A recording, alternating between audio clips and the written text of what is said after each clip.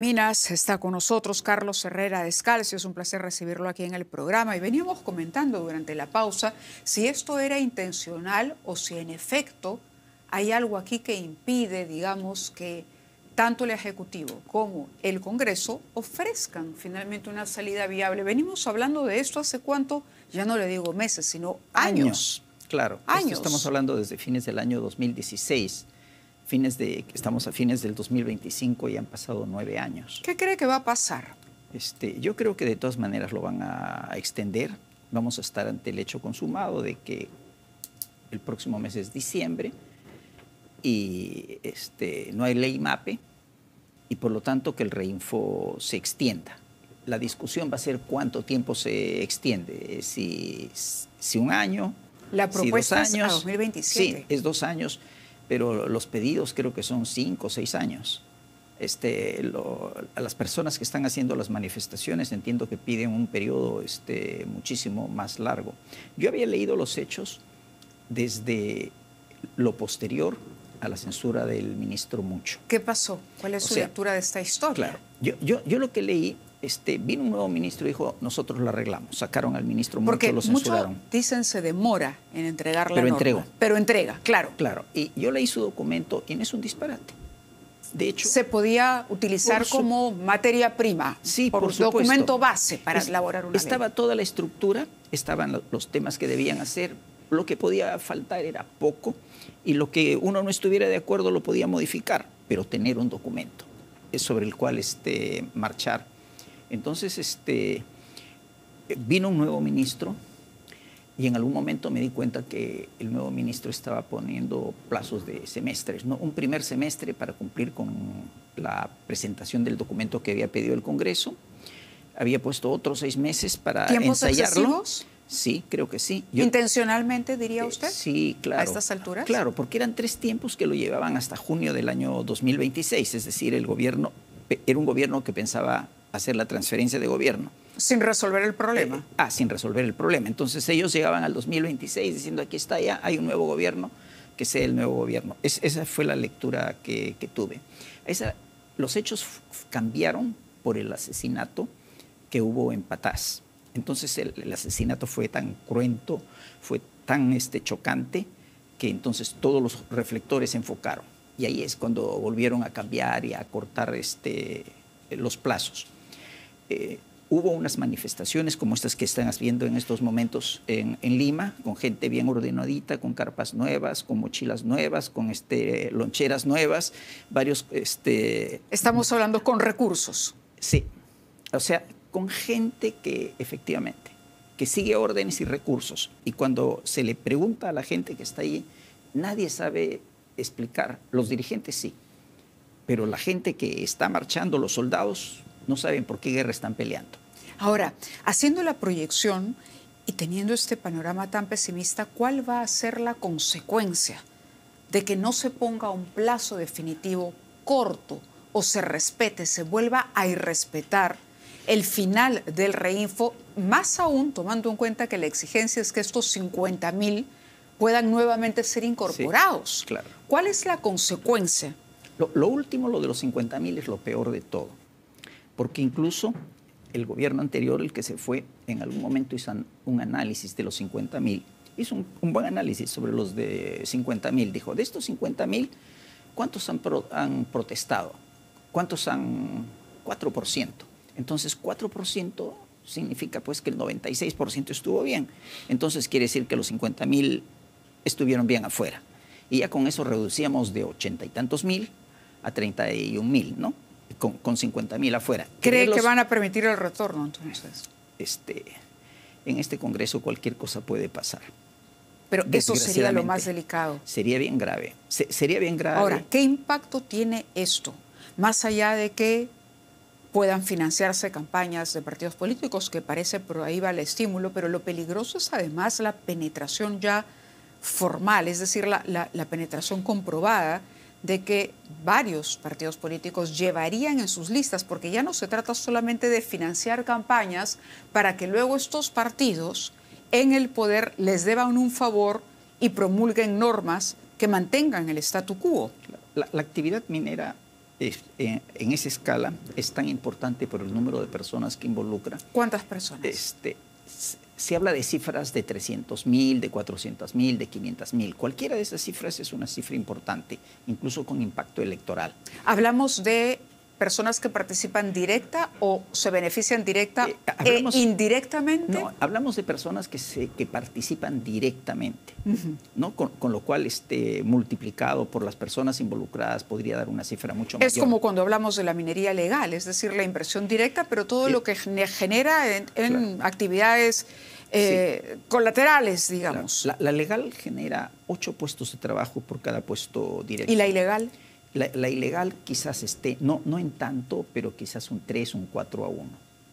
Entonces, mueven cantidades de personas importantes. Entonces, para un político le ofrecen 2 cosas incluso que no le puede ofrecer la minería formal. La minería formal le podría ofrecer recursos económicos, pero no le puede ofrecer votos. La otra le puede ofrecer recursos económicos y votos. Entonces, yo lo que siento es que estamos en un país donde el poder está cada vez más capturado por el legislativo, no por el ejecutivo. Y el legislativo está capturado o va progresivamente siendo capturado por economías ilegales. Yo no sé si estoy en la lectura, usted me dirá si estoy en la lectura correcta o de repente estoy cayendo en el alarmismo, pero por un lado decíamos, bolsón electoral, dinero para campaña, militancia incluso, es decir, ya mineros informales que militan dentro de los partidos. Dentro de los partidos, que además no solamente van a estar ahí para apoyar leyes a favor de sus gremios y de su actividad, de la informalidad o la ilegalidad, sino que además van a presionar, porque si hay financiamiento a los partidos políticos, esos congresistas no van a poder hacer nada, van a estar completamente maniatados en su momento. Y estamos perpetuando una actividad ilegal desde el Parlamento. Claro, si vemos el proceso de N años atrás, quizás 10 desde el año 2016, incluso quizás un poco más atrás, lo que estamos viendo es un país donde cada vez el Congreso tiene más injerencia en el gobierno, incluso en las acciones ejecutivas. No solamente lo hace el Ejecutivo en el país, pero además como el gobierno y otras autoridades van siendo penetradas por economías ilegales que van tomando riendas del país, y eso es lo que preocupa. Mañana un congresista que se oponga de pronto en un próximo gobierno, en un próximo parlamento, puede ser básicamente amenazado, es decir, víctima de, porque no nos olvidemos de la relación entre la minería ilegal y la actividad criminal. Entonces, lamentablemente lo que vamos a tener es eso, son congresistas que los buenos, los pocos que podamos tener, ojalá que tengamos de esos muchos, que luchan realmente por el nivel de corrupción que estamos alcanzando y por ponerle un coto a esto van a estar. ¿Qué perspectivas hay con relación al precio del oro, que dicen que es uno de los elementos más atractivos para el crecimiento exorbitante que hemos visto? O sea, el Perú es un país rico en oro, el dólar viene cayendo, entonces la caída del dólar hace que el refugio de la riqueza se busque en el oro, y entonces el precio del oro va a seguir subiendo. En realidad, la subida del precio del oro retrata 2 cosas, ¿no? La incertidumbre económica que hay en el mundo en general y también la caída del precio del dólar. O sea, ¿no hay en el horizonte cercano, digamos, la posibilidad de que el oro baje de precio de modo que no se convierta en un elemento tan seductor? Históricamente ha tenido subidas y bajadas. ¿Ya? Entonces, si uno ve la historia, ve subidas y bajadas, pero si uno toma la envolvente de todos esos picos, entonces la tendencia en general es a subir. O sea, podrá bajar, pero para luego subir, y otras bajadas y otras subidas, pero la tendencia va a ser subir. ¿Está asesorando algún plan de gobierno en este momento? ¿Le han llamado para participar de algo? Me invitaron algunos, pero en estos momentos no lo estoy haciendo con ninguno.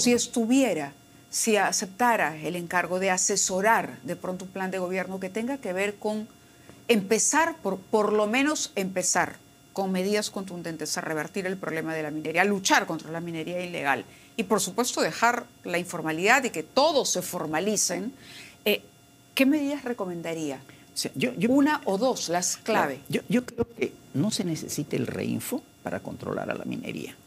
El reinfo es solamente un pretexto para muchas autoridades para no actuar. Entonces a mí me hace pensar que hay 2 juegos ahí. Uno es el incentivo económico y el otro también puede estar la amenaza. son las razones por las cuales no se actúa. Pero, por ejemplo, uno puede llevar una información básica, porque ¿qué sucede en la minería?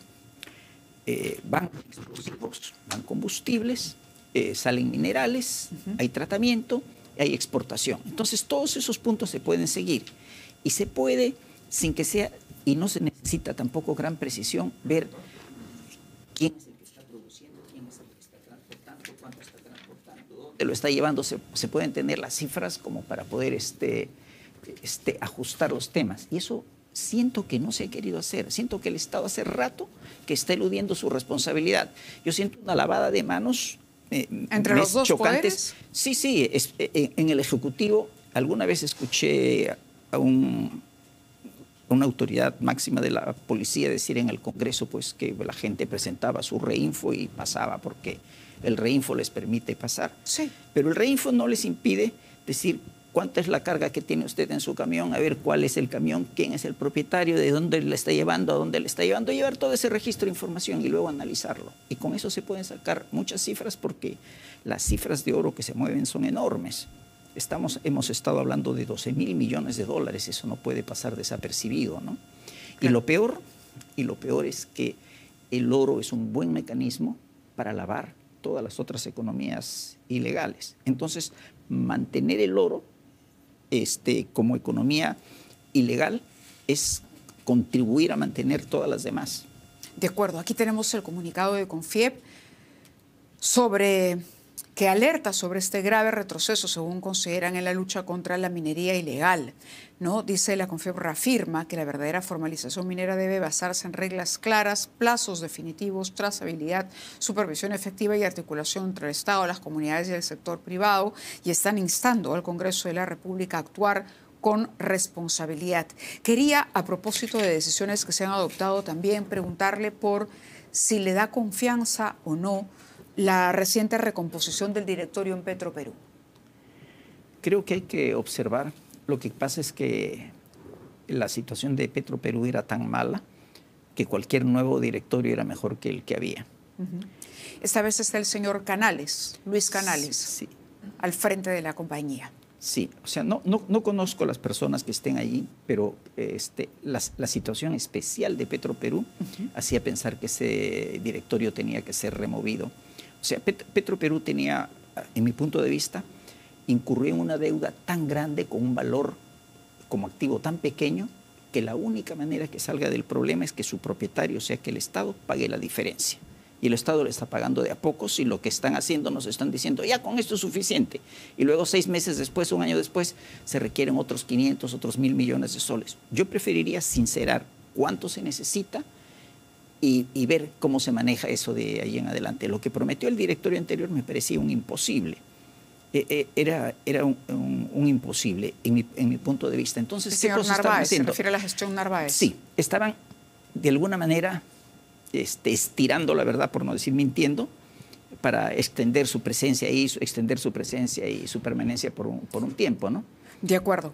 Aquí tenemos la composición de la petrolera y vamos a ver, habrá tiempo seguramente a partir de las primeras decisiones que se adopten de volver a conversar. Muchas gracias por estar con nosotros. Muchísimas gracias por la invitación. Un gusto como siempre. Gracias. Vamos a la pausa y regresamos con el general Kluber Aliaga, exministro del Interior. Se cumplen ya 27 días del estado de emergencia en Lima y Callao.